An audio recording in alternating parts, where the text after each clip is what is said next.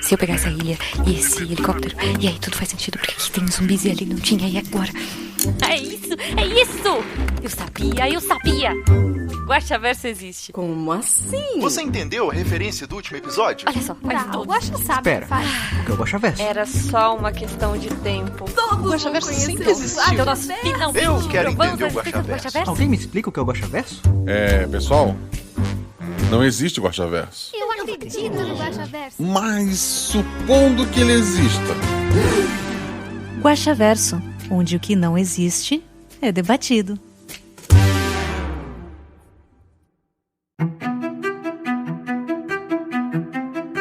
Olá, eu sou o Marcelo Guaxinim, o xerife, produtor, idealizador e podcaster do Realidades Paralelas do Guaxinim. Xerife, sim, porque é assim que se chamam o narrador no cenário de Deadlands. Deadlands, que para quem não sabe, tá agora como o Catarse está aberto, faltam 5 dias só para acabar. Então corre que ainda dá tempo. Pra quem não sabe, ele é tipo um velho oeste com magia. Ele tá usando agora o sistema do Savage Worlds. Tem um monte de podcast bacana falando sobre ele. O pessoal do Beholder tá fazendo live direto. Dá uma conferida lá. Se você gosta do tema, corre porque tá acabando. O livro tá lindo. Eu não tô ganhando nada pra divulgar esse Catarse. Eu acho, inclusive, que as meninas do Caquitas ou o pessoal do Beholder deve estar. Então, se alguém perguntar por que você comprou, diz que foi por eles. Pode falar que é tranquilo. Pra quem não sabe, este programa, o Guaxaverso, é o nosso antigo escudo do mestre, que agora está separado do episódio principal. Aqui eu vou ler os comentários e discutir teorias relativos ao último episódio. No caso, o episódio 70, A Casa. Um episódio que me deu muitos problemas para chegar à conclusão de que nome dar a ele. Quando eu estava escrevendo a aventura, ela inicialmente se chamava O Quarto, porque elas surgiam no quarto, né? Essa aventura é provavelmente a aventura que eu mais escrevi, que eu mais passei tempo criando. Normalmente eu coloco uma ideia base, algumas frases soltas e parto dali, deixo os jogadores mais livres a decidir algumas coisas. Mas esse episódio, como tinha um ambiente já pré-definido, eu acabei escrevendo mais do que o normal. Gostei bastante do resultado. Como eu falo sempre, as jogadoras, nesse caso, né, foram só os meninos que jogaram, são metade do episódio e a outra metade é a edição. Mas um pouquinho ali entre essas duas metades, aquele cimento, foram ideias minhas. Então, obrigado, gente. Foi um episódio muito elogiado. Eu gostei bastante de ter produzido. Antes de ler todos os comentários, lembrar vocês que agora tem canecas lá na 1 do Fã. Tem a caneca do RP Guaxa, tem uma caneca para cada um dos Cavaleiros do Bicho. Dá uma conferida lá, compre a sua, tome seu café com Guaxa e manda fotinho pra gente lá nas redes sociais. Já que falei delas, segue a gente lá no Twitter ou no Instagram, @MarceloGuaxinim, para seguir este mestre que vos fala, e @RPGuaxa, que tá sempre fazendo interações. Postei ontem top 5 pessoas que mais gravaram RP Guaxa. Você sabe nesses 70 episódios quem foram os 5 que mais gravaram? Qual o personagem que cada um deles gosta mais? Qual atributo que eles gostam mais? Então dá uma olhada lá nesse top 5. Imagino que a maioria vai acertar pelo menos os 3 que mais gravaram, mas dá uma conferida lá. E vamos às perguntas do post.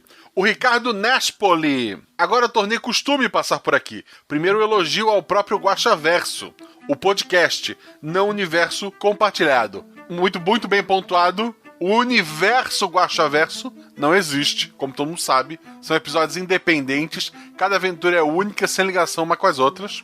Sobre o podcast, vamos ver o que ele falou. Eu rio muito quando você responde às pessoas, tipo, podemos pensar que... Sim, podem. Não posso impedir ninguém de pensar.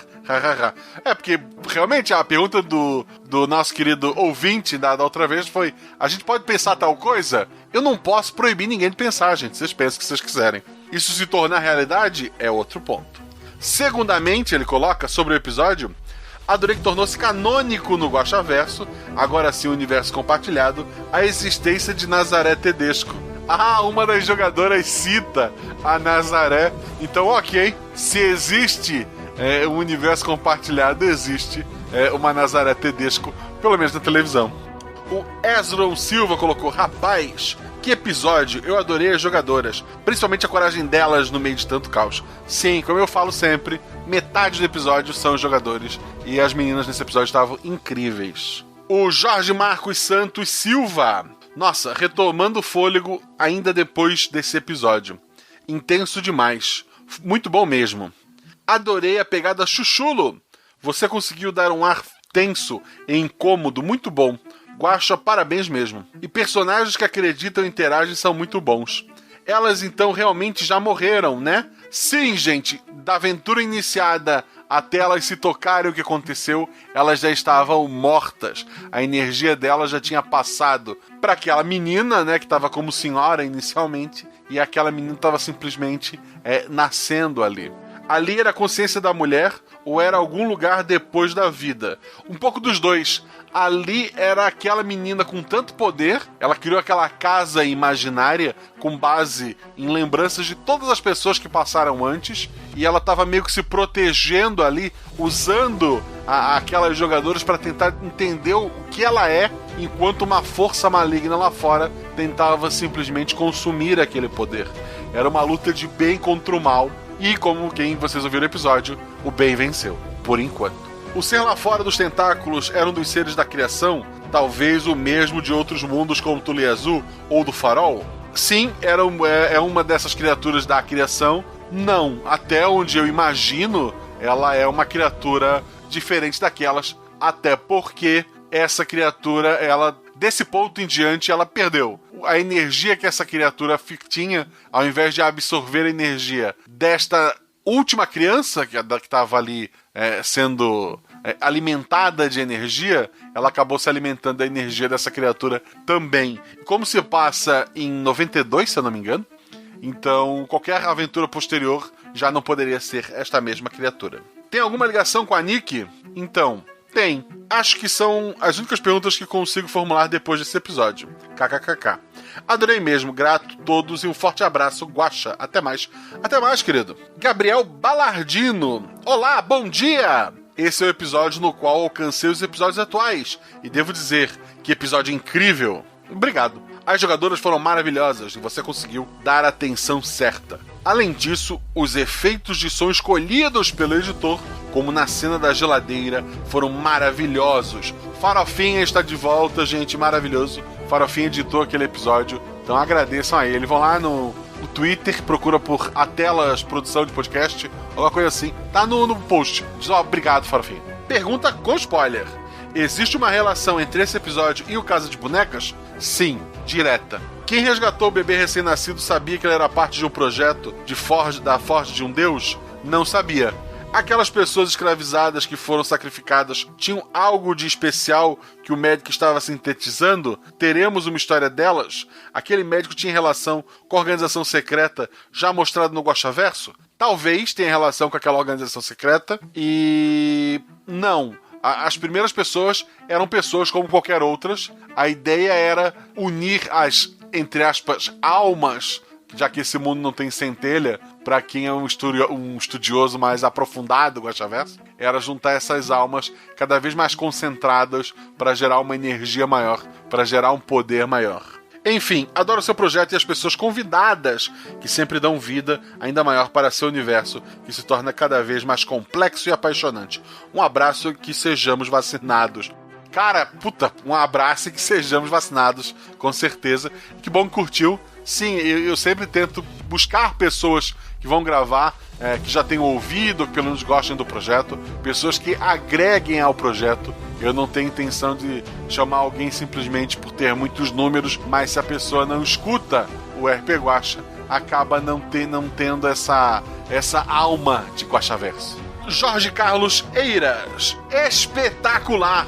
Estava com vontade de mestrar a Casa de Bonecas, agora mais que antes. Esse terrorzão também me deu vontade de mestrar essa aventura. O olho era só um globo, um olho redondo com um pendúnculo atrás, ou era o olho central de um observador que pisca, com os tentáculos em volta?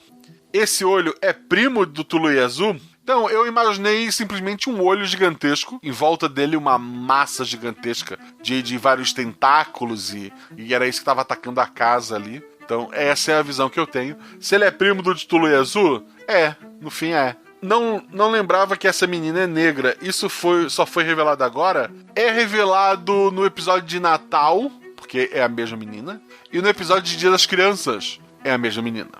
Quero mais informações sobre a cena pós-jogo, quase pós-créditos.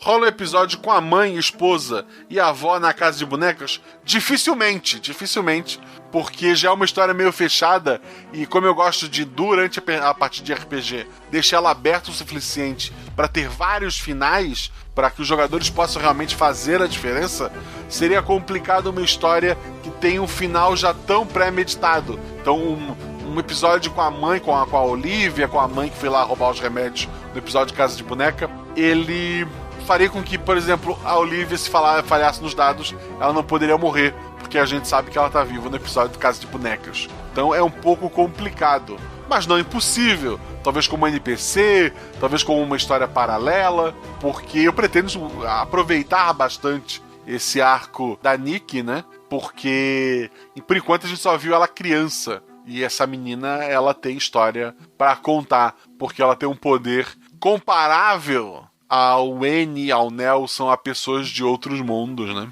O Alan Felipe, que episódio maravilhoso, Guaxa. Parabéns pra você e pras jogadoras. Não sou fã de terror e suspense. Na verdade, morro de medo, mas amo os episódios desses estilos. E esse foi fantástico. Agora as perguntas com spoiler. Ouvindo o episódio, senti uma mistura de Orphan Black, eu nunca vi Orphan Black. Full Metal Alchemist, amo Full Metal Alchemist, sim. Korra, do Get Out, gosto muito de Korra. Doctor Who, mais especificamente as enfermeiras, me lembraram os anjos lamentadores do episódio Blink, apenas se movendo quando alguém olhava. Eu já ouvi falar desse episódio, porque é o episódio que todo mundo cita quando fala de Doctor Who, inclusive essa parada de piscar e os bichos andavam e tal. A parte das enfermeiras foi muito mais influência de Silent Hill, tanto do filme, que tem aquela parte das enfermeiras paradas no corredor, lembra? Quanto dos jogos, eu sou muito fã da série de jogos. Provavelmente o Doctor Who e o Silent Hill beberam da mesma fonte, né? Alguma dessas coisas realmente serviu de inspiração ou foi só coincidência? Não é coincidência. Realmente tudo isso e muito mais coisas que eu não vou lembrar de citar e que você talvez não tenha visto, é inspiração. As coisas acabam se unindo, né? Sempre que me pergunto como é que se faz para ter tantas ideias de aventuras e tal, consumindo a cultura pop, tu acaba tudo isso vai batendo no liquidificador na tua cabeça e as aventuras vão surgindo. Então é óbvio que tem influência de tudo isso. Tirando o Orphan Black, que eu realmente, talvez eu tenha visto alguma coisa, mas pelo nome eu não consigo me lembrar. Isso sem contar, ele ainda continua a mesma pergunta. Isso sem contar os horrores cósmicos Lovecraftianos. Mas esse eu nem vou perguntar, porque toda vez que tem tentáculos assustadores, a Lovecraft é a inspiração mais óbvia. Sim, toda a parte da história que fala dos deuses antigos, daqueles que estavam na criação, junto com N, quando ele era também uma criatura dessa, que a gente já bateu essa tecla em outros episódios, tudo isso é inspiração Lovecraftiana. Ou do que veio depois de que bebeu da fonte dele, né? Os horrores cósmicos e tal. Então isso sim. A segunda pergunta. A primeira teve 1000 perguntas dentro da mesma, mas vamos pra segunda.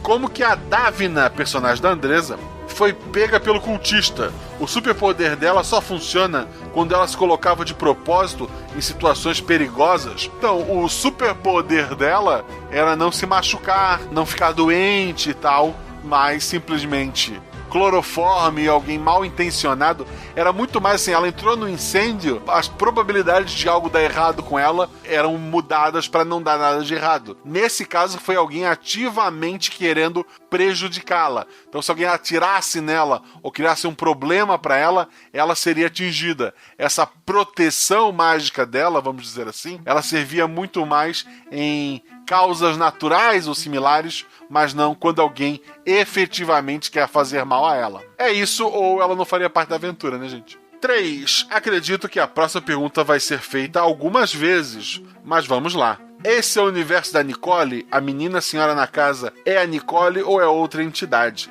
Esta menina senhora da casa é a Nicole, é a Nick, é a criança pequena no Casa de Bonecas, é a menina no episódio da Black Friday, é a menina no episódio de Natal. Ah, mas Guaxa, a aparência dela em alguns episódios, pela idade e tal. Então, gente, assim, antes que talvez alguém até pergunte aqui, eu sei que nos padrinhos o pessoal ficou fazendo conta e tal. O poder é tão grande dentro dessa menina que talvez o envelhecimento dela ocorra um pouco diferente de um ser humano normal.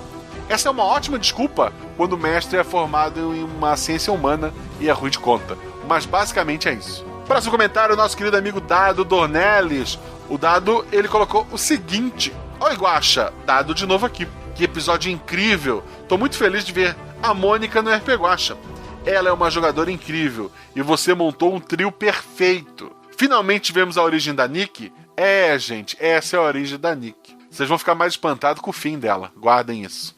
O André Trapani, ele colocou: que episódio maravilhosamente tenso. Eu não costumo gostar de filmes de terror suspense porque não me dá medo e a maioria das histórias são sem sentido. Mas esse episódio não teve nenhuma dessas falhas. Ó aí, ó. Chupa a Blumhouse. Fiquei muito tenso, especialmente na cena das enfermeiras. Parabéns ao mestre, às jogadoras e ao editor por isso. É legal, assim, pô, eu gosto muito de ver filmes de terror com a minha esposa. Tem filme que não assusta porque eu não acredito na maioria das coisas que os filmes mostram e tal. Mas quando tu tá só no áudio e é a tua cabeça que tem que preencher imagens, eu acho que fica mais fácil tu assustar as pessoas.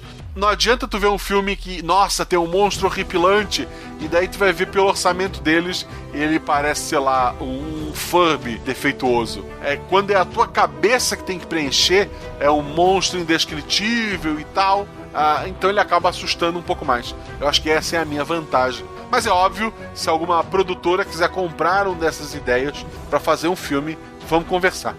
O André continua. As perguntas, teste de teoria. Primeira pergunta: a mulher no final seria a Margaret do episódio Casa de Boneca? A Olivia, lembra que a Margaret está em casa e quem traz uma criança sem explicação é a Olivia? Mas sim, é o mesmo casal. E quanto à criança, eu fiquei entre duas hipóteses. 1. A menina que nasce no final do episódio é a Nicole do Casa de Bonecas? É. Ou 2. A menina é ainda uma antecessora da Nicole, que ainda vai morrer com mais duas para virar ela. Não, ela é a Nicole. A questão-chave são as datas. Aqui, ó. Esse é o padrinho que fez as contas. Vamos a elas. A data de nascimento, 92, bate com a data Casa de Bonecas, 98, considerando que a Nicole tinha 7 anos pela foto. Mas aí entra o fim do Natal.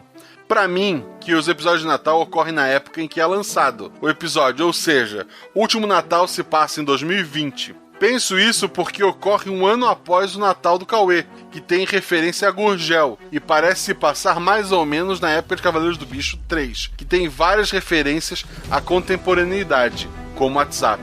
Minha pergunta é onde está meu erro? O episódio de Natal se passa em outra época, ou a Nicole já está mais velha, teria que ter 28 anos, ou ela parou de envelhecer, ou não, são a mesma pessoa, ou não são a mesma pessoa. O episódio de Natal acontece em 2020, em uma linha paralela onde está a Nick. Tudo acontece na mesma linha, as histórias da Nick. Pelo menos da infância dela, eu posso garantir que todas estão na mesma linha. Então é a mesma Nick. A linha do Cavaleiros do Bicho, ela não é a mesma. Então talvez ela esteja um pouco mais avançada, enquanto a linha principal da Nick não esteja. E ela consegue ver essas outras linhas? Talvez. Mas provavelmente, por enquanto, o que eu posso garantir é que são todas a mesma menina. E que provavelmente a magia dela acaba influenciando esse envelhecimento dela. Essa é a minha desculpa oficial, gente. Desculpa. Então, não tem o teu erro. Tem o meu ali de não botar isso no papel direitinho. Mas eu tenho certeza que se eu colocar isso numa linha bonitinha, eu vou tentar fazer isso. Botar lá no grupo de padrinhos, só para os padrinhos verem e procurarem novos erros. Eu consigo explicar tudo direitinho na questão das datas. Tatiana Alves comentou: vai pra minha lista de episódios que me deram cagaço. Parabéns a você e as jogadoras, além do editor. A trilha sonora ajudou muito na tensão. Perfeito. Muito obrigado, Tatiana. Muito obrigado pelo seu comentário. Só posso agradecer novamente ao Farofinha, que foi o editor, e às meninas que jogaram. O Herbert André. Primeiramente, que episódio tenso, Guaxa. Fiquei sentindo aquele frio na barriga boa parte dele. Parabéns, man. Netflix tá perdendo um ótimo diretor aqui. Olha aí, ó. Netflix, paga nós. 1. A Nick é o único deus criado? Sim. Até o momento, sim. O que era aquele olho gigante? Era uma briga com a própria Nick ali. Como eu falei, além das pessoas que foram sendo eliminadas a cada 20 anos até chegar na Nick, aquele culto é ligado também àqueles deuses antigos. E eles estavam tentando usar todo o poder que eles acumularam na Nick para alimentar um desses deuses antigos para ele ficar ainda mais poderoso. Só que quando eles colocaram esses dois poderes em choque, eles competiram. Só que a Nick não tinha experiência. Então ela usou a experiência das 3 últimas pessoas, daquelas, entre aspas, almas mais frescas, criou aquela casa com lembranças das duas, com lembranças da criatura lá fora, que é ligado àquele médico e tal, com lembranças da própria casa onde as 3 foram levadas e executadas, né? Então ela usou aquilo para investigar dentro dela, para ela ter um controle maior daquele poder, e ao final, ao invés daquela criatura maligna absorver a Nick absorveu o poder daquela criatura, então a Nick saiu ainda mais poderosa do que ela já era, porque ela tem o poder dela e ela tem o poder de um deus antigo. Os tentáculos são uma das criaturas antigas tentando roubar o poder da Nick? Exatamente, os tentáculos ligados àquele olho gigante são uma das criaturas antigas. A criatura dos tentáculos é a mesma do episódio 30, A Sombra das Ondas? Não. Sei que já foi dito que o episódio do Corvo não tem nada a ver com a Nick, mas depois desse episódio fiquei me perguntando se eles não são tentativas de outras criações de deuses ou o poder da Nick dividido, que nem o N fez. Não é o poder da Nick dividido. O poder da Nick não está dividido em nenhum episódio e, até onde eu imagino, não será dividido, a menos que o jogador faça algo muito grande, mas ele não será dividido, tá? Os experimentos que levaram a Elliot no episódio do Corvo, assim como Ada e a Eve, podem ter alguma coisa a ver com o que foi feito com a Nick. Talvez o governo esteja replicando esse experimento e usando drogas para ampliá-los. É uma boa teoria. Sérgio pergunta, ainda teremos um episódio com as criaturas antigas tentando conseguir o poder da Nick? Provavelmente ela tá bem forte agora. Tem mais um episódio com a Nick gravado, que envolve uma disputa de poder, mas esse deve sair esse semestre ainda. Talvez no aniversário do RP Guacha, naquele mês ali. Eu sempre faço entre o meu aniversário, que é abril, e o aniversário do RP Guacha, que é maio, eu faço um mês de episódio semanal. Vai estar ali no meio. Isso eu garanto a vocês. Próximo comentário do Tô Desistindo. Não desista, meu querido. Ele colocou: se souber convencer essa deusa, podemos ter grandes histórias? Quem sabe alguém para derrotar os N's do mal? Talvez. Tem uma outra criatura que vocês estão meio esquecidos, porque ela apareceu muito pouco, que talvez também seja um problema. Lembram do final do Guaxaverso depois do episódio de Natal? Escute os últimos segundos para entender que talvez a Nick não seja o problema dos N's, mas o problema de uma outra pessoa. O Nef colocou: caramba! Nunca pensei que eu pudesse me arrepiar com um podcast. A cena do olho me fez ter inspiração para uma fanart e espero que gostem. Putz, gente, vão lá no post, vão lá, procure o comentário do Nef. Ele fez uma ilustração maravilhosa das meninas. Tem o personagem da Andresa, a Davina, com a roupinha de bombeiro. Cara, tá maravilhoso essa ilustração. Vão lá no post, dão uma olhada. Nef, se puder me autorizar a publicar isso no Instagram, deixa um comentário no Guaxaverso aqui. Eu vou publicar porque tá lindo. Deixa o teu Instagram também pra eu poder te marcar. Poxa, é incrível realmente a fanart. Fico muito feliz em recebê-la. Uma coisa que eu esqueci de falar no episódio, mas que é engraçado, se tu considerar aquela criatura um beholder, um olho com vários tentáculos, a Andresa, que é lá do Beholder Cego, que chegou a 250 episódios, parabéns pessoal do Beholder, Gabriel, Prix, Val e companhia, Marcelo, ela cegou o Beholder. O André comentou até porque o Nef botou a imagem escondida, que só aparece se tu botar o mouse em cima, e daí o André colocou: como que esconde a frase assim? E eu respondo, André, eu também não sei, cara! Vamos lá, próximo comentário, Matheus Muranaka de Lima. Olá, Guaxa! Primeira vez comentando em um episódio. Episódio maravilhoso, como sempre. Parabéns para você e para as jogadoras. A minha dúvida é mais relacionada às personagens do que à história. Talvez spoiler. Como foi decidido os superpoderes das jogadoras? Elas que decidiram ou você que deu a sugestão? Eu pedi para elas escolherem. Eu falei, olha, os jogadores que tenham nascido em Maryland, durante o episódio elas têm que estar em Maryland, elas têm que ter de 20 a 25 anos, e elas têm um poder bem simples que elas podiam escolher. E daí cada uma escolheu o poder que achava melhor. Eu até quando pensei a aventura, pensei em coisas mais sutis, mas elas são combeiras, né? Então elas pensaram nas coisas que talvez pudesse ajudar mais elas.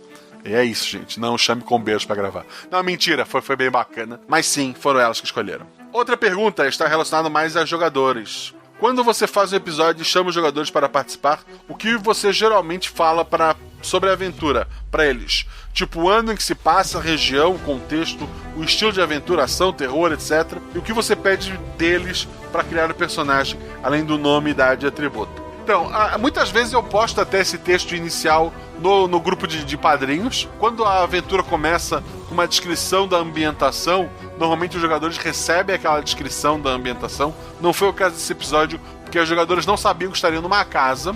Eu pedi simplesmente para elas, como eu falei antes, o lugar é tal, a idade é tal, vocês têm um poderzinho, aparência, não precisam ser amigos, sabe? Quando a aventura pede que sejam amigos, eu aviso isso antes, vocês são amigos, tal, já pensa alguma coisa junto.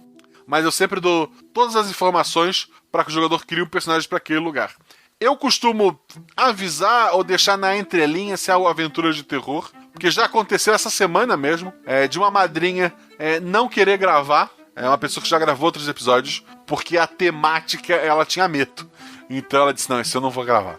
Aí eu disse, tá, beleza, aí eu chamei outra pessoa. Quando a aventura é mais leve e tal, eu tento não dar nenhum spoiler desnecessário. Então esse episódio, por exemplo, elas sabiam que seriam meninas de Maryland com um poderzinho estranho e mais nada. E a aventura já começa com elas acordando naquela casa. Porque eu até pensei em tentar narrar o momento que elas são sequestradas. Mas elas são tão boas, essas meninas, que era capaz de elas não serem sequestradas e daí não ia ter aventura.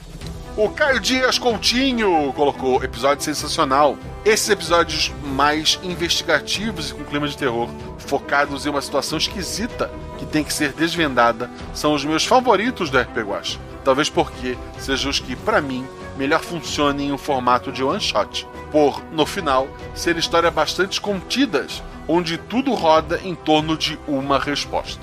Não sei se concordo, mas é uma opinião válida. Eu acho que esse é meu tipo de episódio favorito. Esse, Eu Beijei uma Garota. Porque assim, por mais que ele seja contido, como a gente já viu lá atrás, ele tá ligado a 4 outros episódios. 3 já lançados e um que ainda não lançou. E já foi citado em outros lugares, sabe? Então, confesso que vou ter que reouvir o episódio várias vezes antes de realmente entender tudo. Mas vamos aos meus pensamentos sobre o que estava acontecendo. E vai vir só loucura depois daqui. Vamos ver a loucura dele.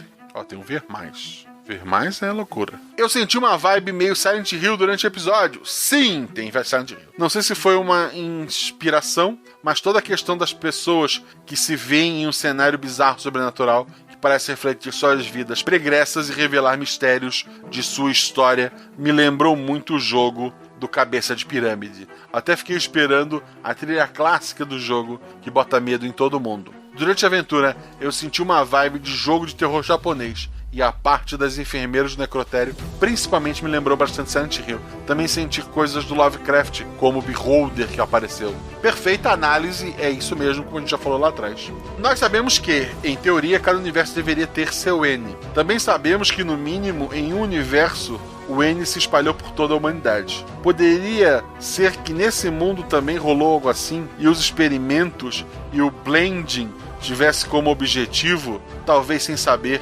reunir fragmentos desse N e torná-lo novamente? Então, não. Essa linha, quando o N se separa em 4, sobra uma linha vazia. A Nick surgiu nesta linha vazia. Tanto que o nome dela ser Nick é uma brincadeira, ela é ser o 5º N. Pam, pam, pam. Essa questão fica meio fora do episódio, mas acredito ser uma dúvida interessante. Sabemos que a Nick criou os duendes, gnomos, elfos baseados em histórias que ela captou. Isso então é uma prova de que todas as histórias referenciadas pela Nick não podem ser no mesmo universo em que ela vive. Ela capta histórias tanto do universo dela quanto de universos paralelos, de linhas paralelas. Então ela consegue, ela sonha ou ela consegue se concentrar, ela consegue enxergar histórias de muitos lugares.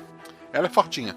O Marcelo Luzidio. Gostaria de expressar minha indignação. Olha, a primeira vez que comentei foi no episódio passado. Fiquei extremamente ansioso esperando ler meu nome. E adivinhem, ele leu apenas a mensagem de ler meu nome. Samu Xará. Cara, que loucura, eu li. Marcelo Luzidio. Marcelo Luzidio. Marcelo Luzidio. Marcelo Luzidio. Marcelo Luzidio. Obrigado, Marcelo Luzidio, pelo comentário. Perdão Perdão mesmo. Então agora acho que tá pago, né? Posso esquecer até do próximo, já que tá tranquilo.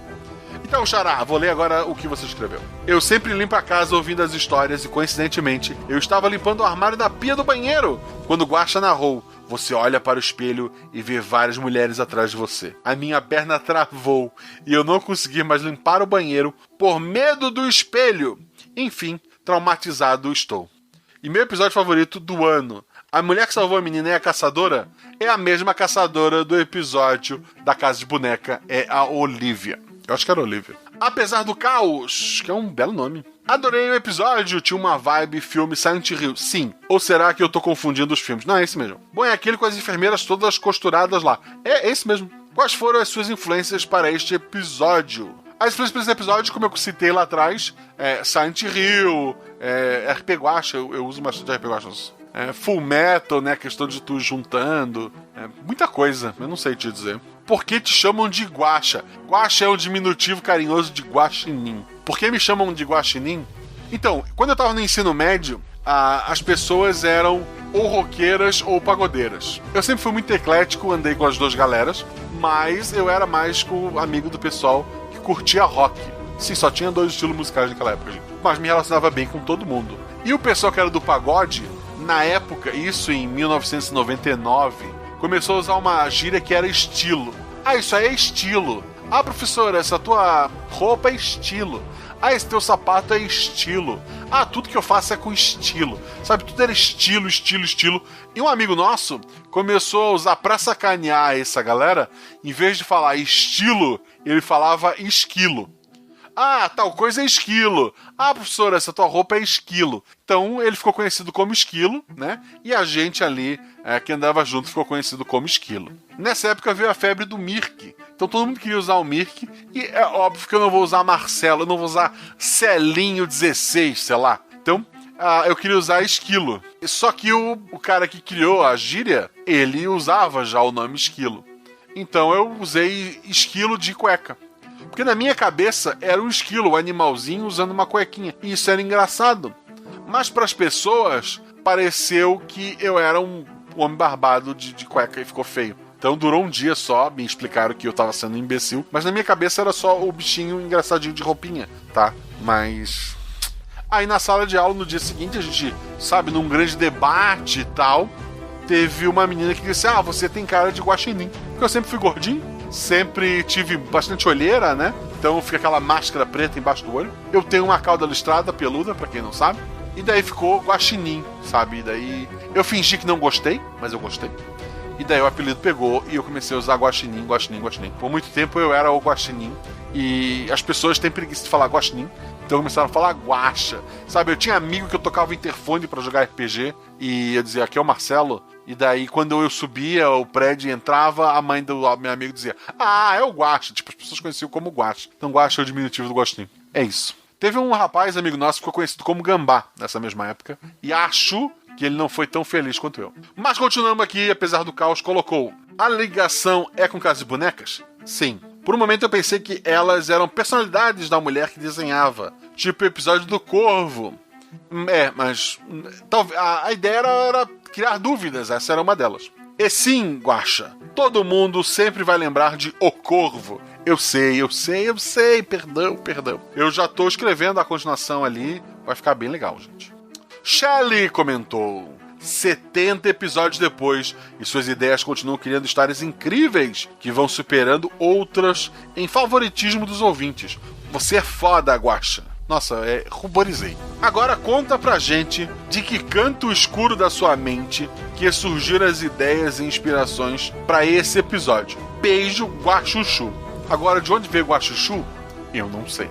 De onde veio a ideia? Eu queria muito criar um episódio que fosse de investigação e que ele fosse contido nele, sabe? Que eu conseguisse limitar os jogadores. Então eu pensei numa casa. A ideia inicial seria que os jogadores estariam vivas e que queriam executá-las para fazer o plano todo. Mas isso daria uma chance do plano dar errado. Então eu mudei pro momento depois, para ser tarde demais. Para essa ideia de que Desde o episódio Casa de Boneca, em que surgiu o episódio da Nick, eu já tinha uma ideia mais ou menos de como ela surgiria, que seria por este processo aqui. Eu não sabia exatamente como aproveitar. Mas tudo começou com uma casa, eu fui na internet, procurei plantas de casa, peguei uma planta de casa, em cima dessa planta eu trabalhei as ideias. A primeira versão que eu escrevi, os jogadores começavam num banheiro, inclusive, era naquele banheiro que tinha o vaso, que elas se viam várias vezes no espelho, sabe?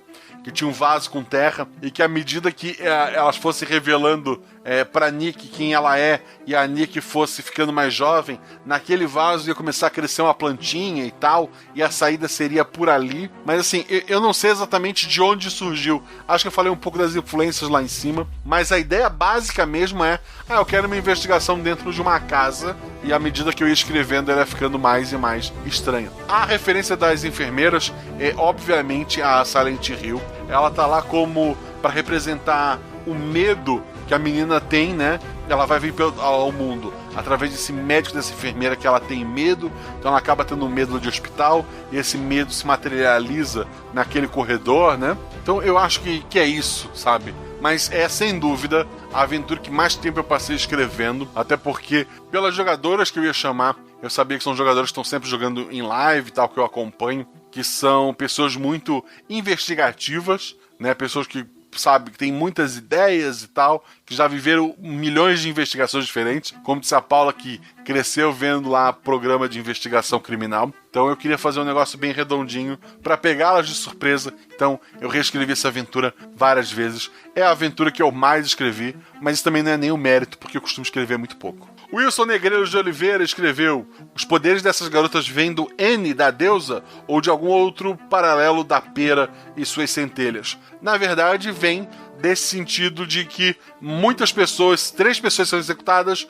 e a energia delas passa para uma só. Aí tu faz isso 3 vezes, essas 3 pessoas são executadas, passa para uma só. É uma energia, uma alma, entre muitas aspas, que vem sendo concentrada ao longo das décadas ali. O Douglas Pierre: oi, Guaxa, boa noite. Boa noite. Um cara me deu bom dia e outro me deu boa noite. Acertou boa noite. Já são 7 horas quase. É a primeira vez que comento aqui. Queria agradecer pelas histórias sensacionais que conta, com a ajuda dos jogadores. Esse episódio estava muito bom. Gostei de tudo: a ambientação, a história, as jogadoras, a edição. Esse ano já começou com ótimos episódios. Obrigado, querido. Só algumas perguntas.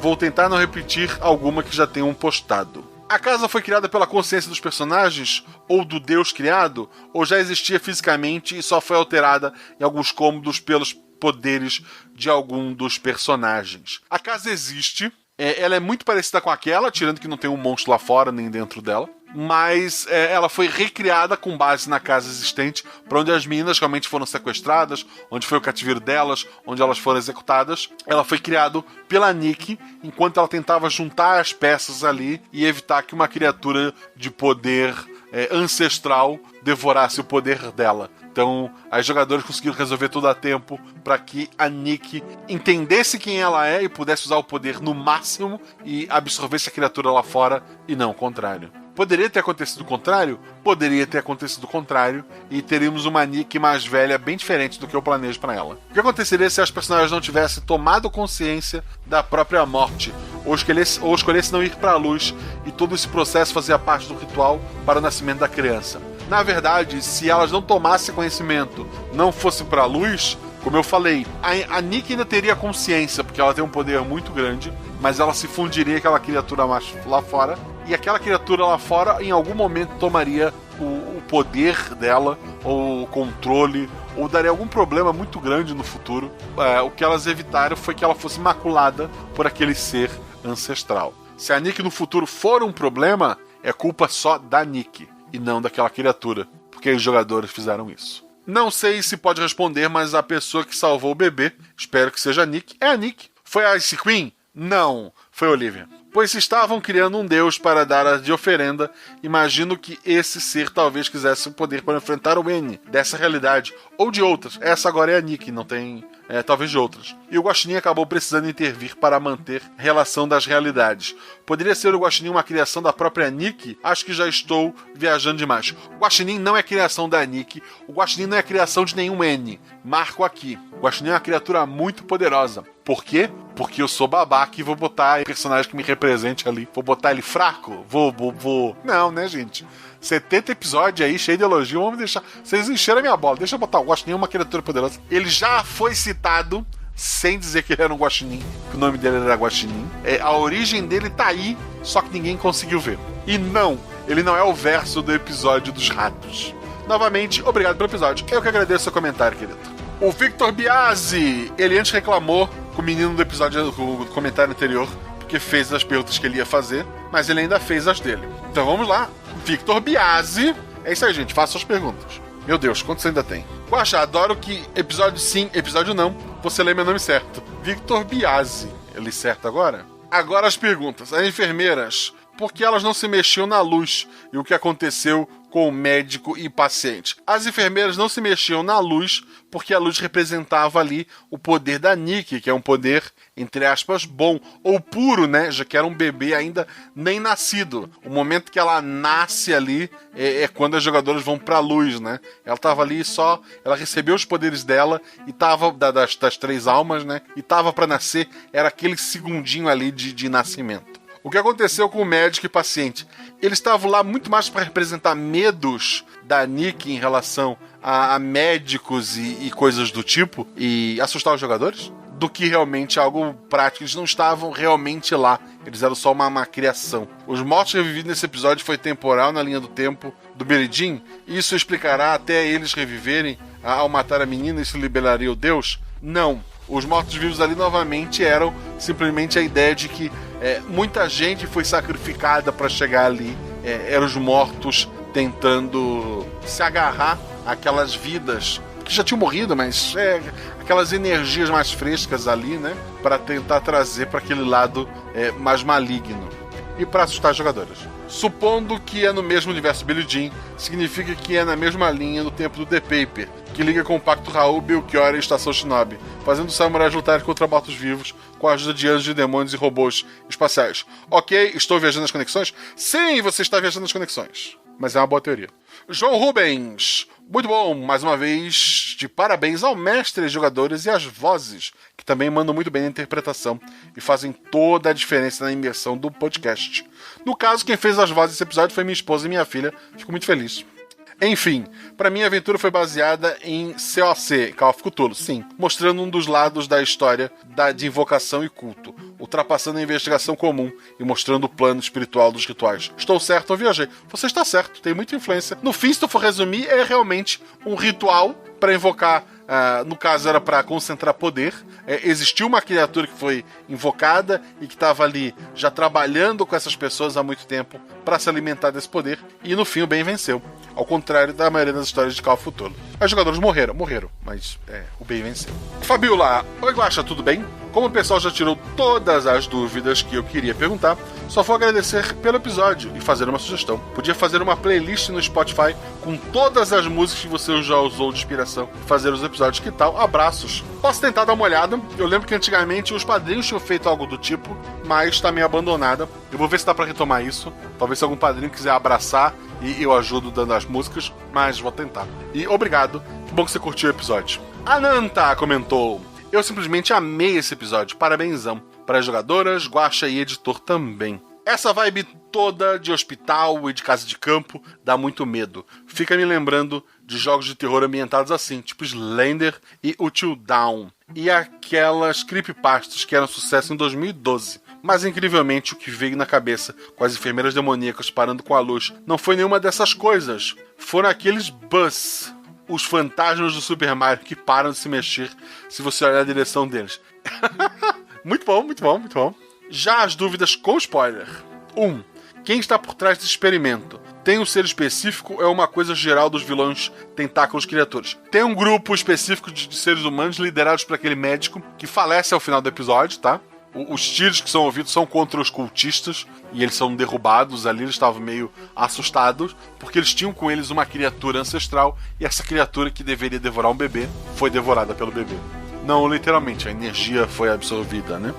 Ele coloca, acho que você provavelmente ainda não pode contar, mas quem não chora não mama, né? Muita gente já tem teoria sobre qual é o grupo, é esse grupo aí mesmo, gente. Afinal, as vítimas desse experimento eram parte dele porque já nasceram com algum poder especial, de qualquer forma, algo como centelha talvez, ou então eles estavam nascendo com poder justamente por causa da interferência externa. Era isso, pegaram aquela galera toda, a cada 3 executados, durante o nascimento de uma criança, a energia desses 3 passava para aquela criança. Aí tu fazia isso várias vezes. A energia, isso era antes do nascimento, né? E daí a criança ia nascer com poder. A energia aí, pegar 3 dessas crianças que nasceram com energia de 3 pessoas, concentra. Então, 3 pessoas passaram para uma, aí tu junta 9, né? Porque tem 3 poderes de cada criança. Ou 4, porque cada uma tem o poder de si, né? Então daria 12, e daí vai pro próximo e vai crescendo exponencialmente essa ideia. O olho lá fora era tipo o olho flutuante, ou ele pertencia a alguém, ou algum gigante parado lá. Talvez seria coisa na garagem. Então, imagina um olho cercado de uma massa assim, de carne com vários tentáculos, e esses tentáculos estavam cercando a casa. É tudo a mesma criatura. 4. Estava sentindo que podia ser outro episódio de sonho quando a senhorinha começou a desenhar, mas agora já não sei dizer se isso conta como sonho ou se realmente estava rolando algo físico ali, mesmo que não exatamente como nós vimos. Então, a Nick estava para nascer com o poder daquelas 3 e uma criatura ancestral ia devorar ela. Aquela investigação na casa foi ela usando sem controle nenhum, né? Ela meio que, sei lá, entre aspas, soltou aquelas almas num lugar que ela lembrava e que ela preencheu com memórias das próprias mulheres que estavam ali, das pessoas que estavam em volta dela lá na floresta durante o ritual que ia acontecer. Então, ela colocou aquelas pessoas para investigar de forma não intencional, né? Tipo, é só o poder bruto tomando uma decisão. Então a casa até existia, mas durante a aventura aquele lugar era mais ou menos um monte de memórias onde estava rolando uma investigação. E mais uma vez o dia foi salvo graças a Ice Queen. 3 vivas para a lenda. Muita gente acha que a pessoa dos tiros é a Ice Queen. Não é, gente, não é. Foi a Olivia. Matheus Alves, Podpixel. Podpixel é um podcast? Você fez um merchan de graça? Não sei se é, gente. Procura Podpixel e me conta o que é. Mas Matheus Alves comentou: Olá, Guaxa. É com muita alegria que veio contar que finalmente conseguiram apoiar esse projeto, e que tanto amo, e que traz alegria em vários momentos. Nas condições públicas, no trabalho, em casa, fazendo coisas domésticas e até antes de dormir. E me inspirou também a começar a mestrar RPG com amigos. Adaptei 2 de suas aventuras, Billie Jean, a minha favorita, e Herdeiros de Tite. Amo mitologia grega, e a One Shot está quase virando uma campanha. Guaxinins e Gambiarras é incrível e ajudou meus amigos iniciantes a conseguir jogar sem problemas. Muito obrigado por tudo e um forte abraço virtual para você e todos os envolvidos no projeto. Muito obrigado, Matheus, e que bom que o RPG Guaxa inspirou o seu grupo e você a estar fazendo isso. Eu acho que o Guaxinins e Gambiarras, ele é o melhor RPG que tem para podcast, desculpa os outros, porque ele foca na história, ele não perde tempo. Eu acho que para contar histórias em podcast, para mim, é o melhor sistema. Quem não concorda, deixa nos comentários desse episódio, porque eu não leio os comentários do Guaxaverso mesmo, eu só leio dos episódios regulares. E é muito bom também para iniciantes. A ideia de, quando eu comecei a usar ele, era poder trazer gente do Portal Deviante que não ouvia, nunca jogou RPG, nunca ouviu um podcast de RPG, mas queria contar uma história. Então, essa foi a minha intenção. Maiara Alves. Esse não é teu nome, Maiara Alves. Eu conheço essa foto, Maiara Alves. Eu sei que você é a Poca, Maiara Alves. Então vamos ler o comentário da Poca. Oh não! Eu cheguei atrasada para participar do Guaxaverso, que tristeza! Ela comentou ontem, na terça-feira. Normalmente, eu leio os comentários na quarta-feira. Se isso mudar, eu aviso vocês. Então ela não chegou atrasada.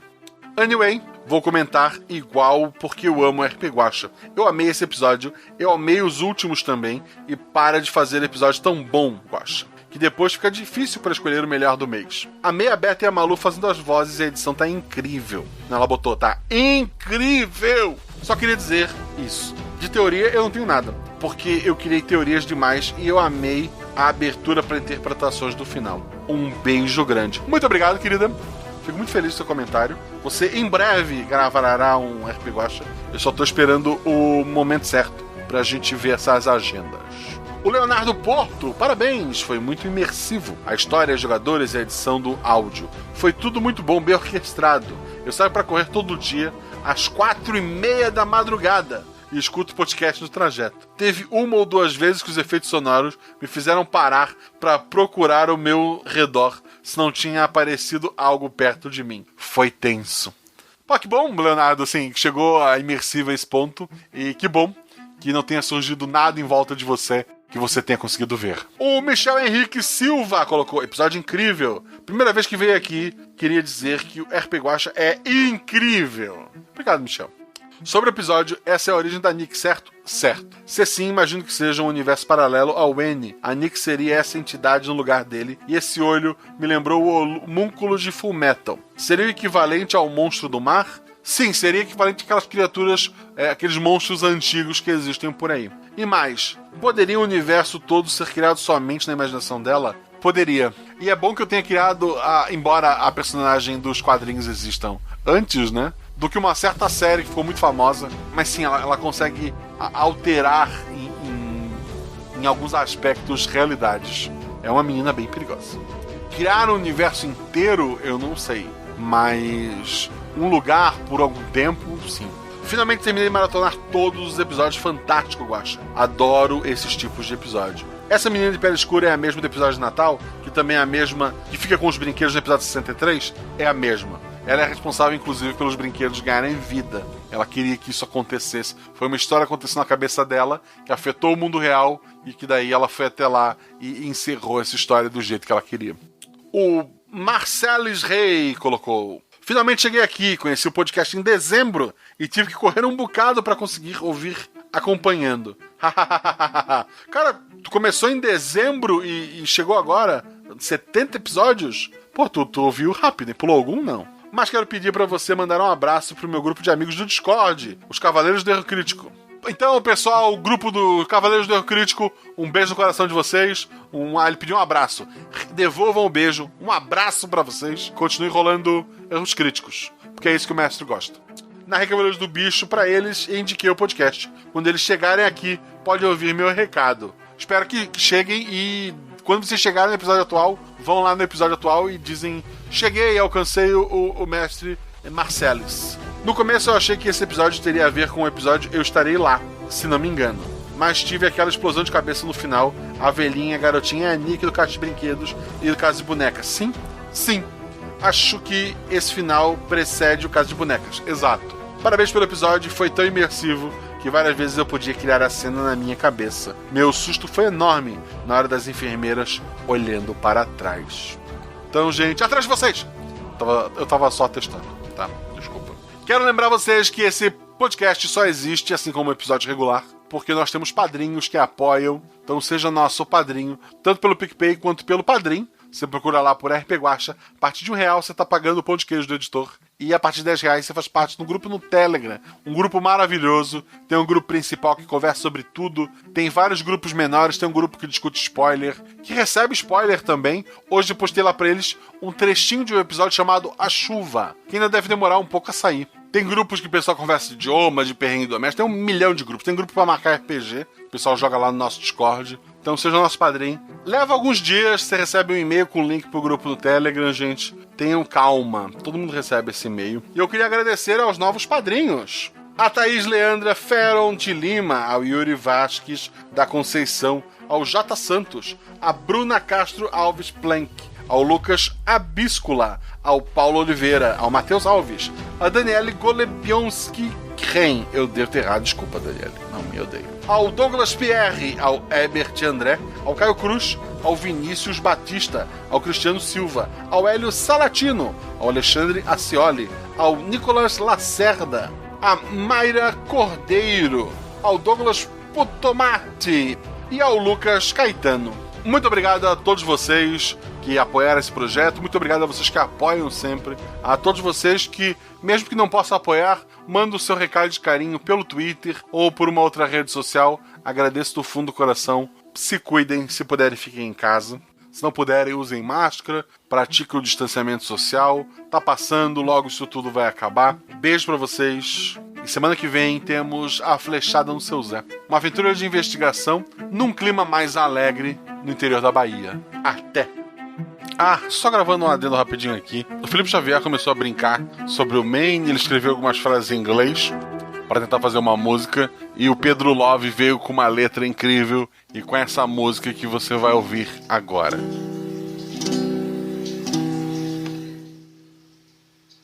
Endless roads of dusk and rain, everything happens in vain. Spiders web below the drain, everything happens in vain.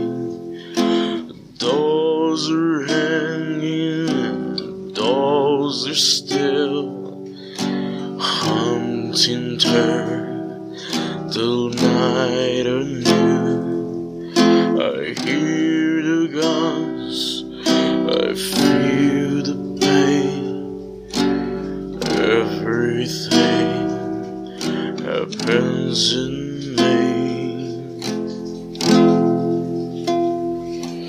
The fellow scars of cowardice stain the blue of honored men, became the lie to evil's throne, and now no father will cry alone. I see his eye, I feel my brain. Everything happens in vain. Endless rows of dusk and rain, everything happens in vain. Wears a mask of human song, finds a way to be all alone. Carry me home.